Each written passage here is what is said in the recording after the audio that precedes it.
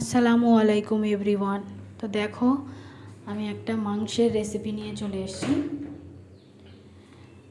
তো প্রথমেই আমি 3 থেকে 4টে পেঁয়াজ কুচিয়ে নিচ্ছি এখানে, আর যা যা ইনগ্রিডিয়েন্টস আমার লাগবে সেগুলো আমি রেডি করে নিচ্ছি।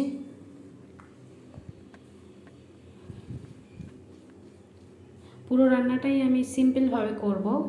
যারা সিম্পলভাবে খেতে পছন্দ করেন তারা এভাবে একবার হলেও ট্রাই করতে পারেন। তো দেখো, এখানে পেঁয়াজ কুচিয়ে নিয়েছি, তেজপাতা, এলাচ, 3টে মিডিয়াম সাইজের আলু আর 500 গ্রামের মতো মাংস। এখানে ঝাল, হলুদ, জিরার গুঁড়া, আদা রসুন পেস্ট, যা যা লাগবে আমি রেডি করে নিচ্ছি।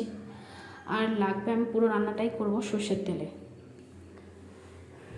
তো এখানে নিয়ে নিচ্ছি সর্ষের তেল 3 থেকে 4 টেবিল চামচের মতো। এলাচ নিয়ে নিলাম 4টে, 2টো তেজপাতা। এবার পেঁয়াজটা পুরোটাই দিয়ে দেবো। তো দেখো, পেঁয়াজটা দিয়ে লাল লাল হয়ে আসলে আমি মাংসটাকে দিয়ে দেব।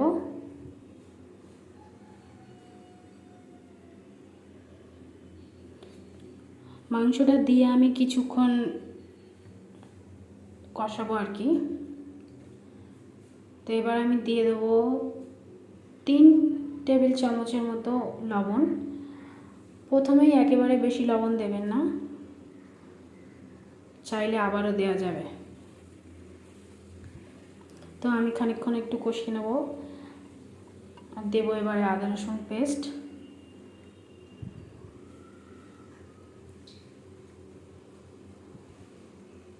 তো আমি এখানে 2.5 টেবিল চামচের মতো আদা রসুন পেস্ট ব্যবহার করলাম। আবারও একটু কষিয়ে নিয়ে তারপর আমি 4 টেবিল স্পুনের মতো হলুদ, আর ঝালটা আপনারা আপনাদের মতো বুঝে দেবেন, যে যেরকম ঝাল পছন্দ করেন। তো আমি এটা আবার একটু দেবো জিরে ধনে একসাথে গুঁড়ো করে রাখা 2 চামচের মতো দিয়ে দেবো। দিয়ে আমি আবারও ভালো করে কষিয়ে নেব আর সামান্য একটুখানি জল অ্যাড করব।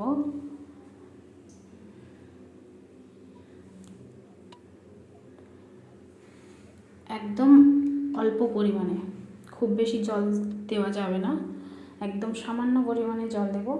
দিয়ে আমি এটা ভালো করে আবারও কষিয়ে নেব যতক্ষণ পর্যন্ত না এরকম শুকনো হয়ে আসছে। দেখবেন একদম তেল ছেড়ে দিয়েছে এবং শুকনো হয়ে আসছে। এই পর্যায়ে আমি ব্যবহার করব আলু।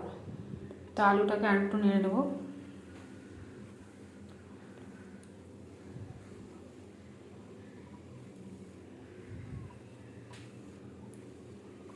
ভালো করে কষিয়ে নেওয়ার পরে এবার আমি জল অ্যাড করব। খুব বেশি জল দেব না, কারণ আমি বেশি ঝোল রাখবো না। এবার যারা একটু কষা কষা গ্রেভি খেতে চান তারা একটু কম জল ব্যবহার করবেন।